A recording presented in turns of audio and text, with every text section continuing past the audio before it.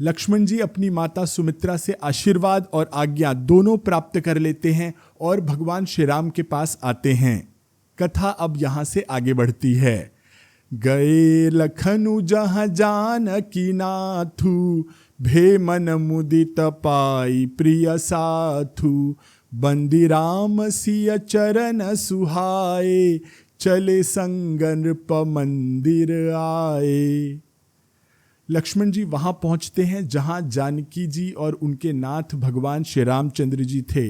भे मन मुदित पाई प्रिय साथु, अपने प्रिय का साथ पाकर उनका मन बहुत ही मुदित हुआ, प्रसन्न हुआ।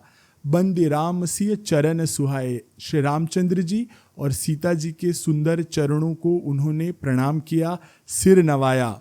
चले संग नृप मंदिर आए। तो मंदिर का प्रयोग आज के समय पे हम सिर्फ देवालय के लिए करते हैं, पर पुराने जो शास्त्र हैं, कथाएं हैं, उसमें घर को या जो भवन हैं, बड़े महल हैं, उन्हें भी मंदिर कहा जाता था। तो चले संग, सीता जी और राम जी के संग लक्ष्मण जी नृप मंदिर यानी राजा के भवन के लिए चल दिए। कहीं परस पर पुर नर नारी, भली बनाई विधि बात बिगारी। तन कृस मन दुख बदन मलीने, बिकल मनहु माखी मधु छीने।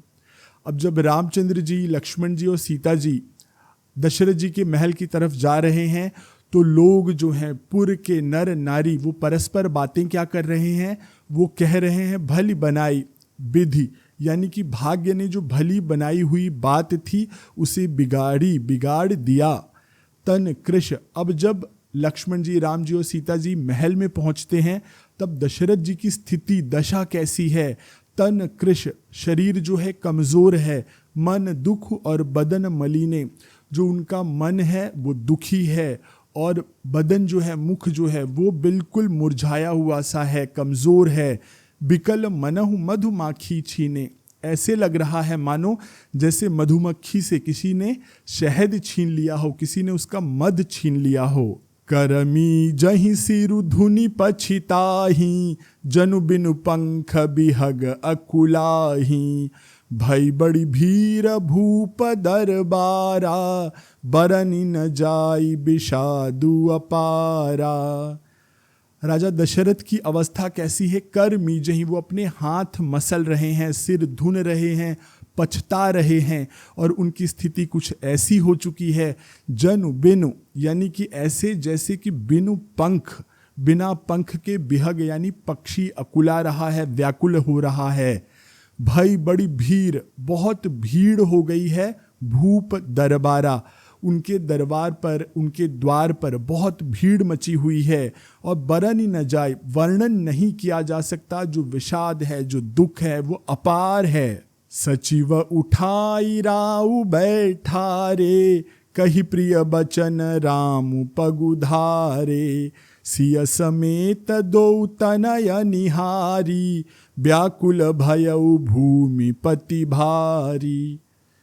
जब श्री रामचंद्र जी पहुंचते हैं, तब सचिव उठाई राव बैठारे, सचिव जो थे सुमंत जी, वो उठा के राव यानी राजा जी को बैठाते हैं। कही प्रिय बचन, ऐसे प्रिय वचन कहते हैं कि राम पग उधारे, राम जी पधारे हैं, उनके चरण यहाँ पर पड़े हैं। सिय समेत दो तनय निहारी, सीता जी के साथ दोनों तनय यानी कि अपने पुत्रों को देखकर व्याकुल भयउ भूमिपति भारी, भूमिपति यानी कि राजा बहुत व्याकुल हो गए। सिय सहित सुत सुभग दो, देखी देखी अकुलाय। बारही बार स्नेह बस, राउले उर लाय। सिय सहित, सीता जी के सहित, सुत सुभग, दोनों जो सुत हैं, सुंदर हैं, उन्हें देख वो अकुलाते हैं, राजा व्याकुल हो जाते हैं, और बार बार स्नेह के साथ राजा उन्हें उर यानी कि हृदय से लगा लेते हैं।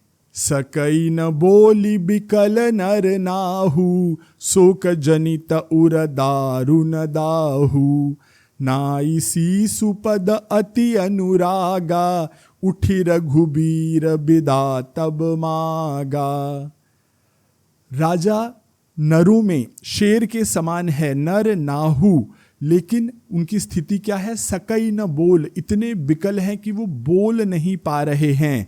शोक जनित उर दारुण दाहु, शोक के कारण उनके हृदय में दारुण दुख है जो उन्हें जला रहा है।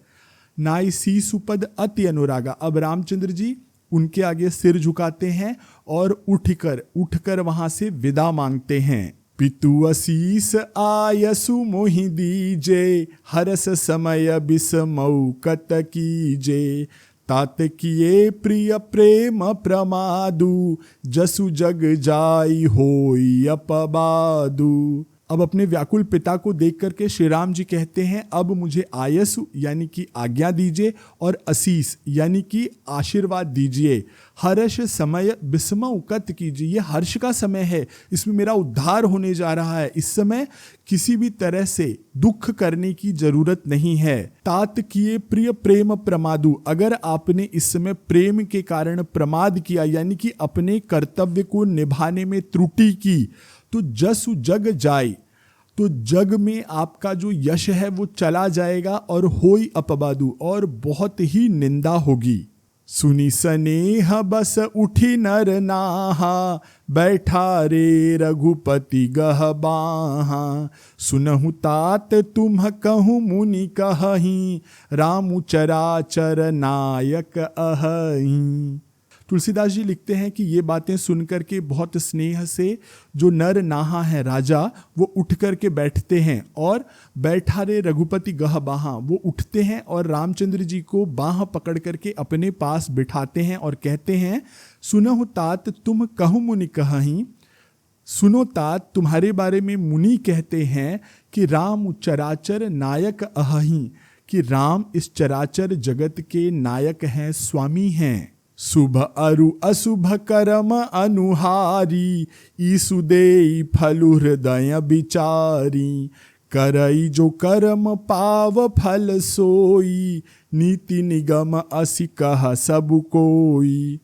दशरथ जी आगे कहते हैं कि शुभ अशुभ कर्म अनुहारी, शुभ और अशुभ कर्म का ध्यान करके, उनका विचार करके, ईसु दे ईश्वर देते हैं, फल हृदय विचारी, उसका विचार हृदय में करके ईश्वर वैसा फल देते हैं। करई जो कर्म पाव फल सोई, जो कर्म करता है पाव फल सोई, उसे ही उसका फल प्राप्त होता है।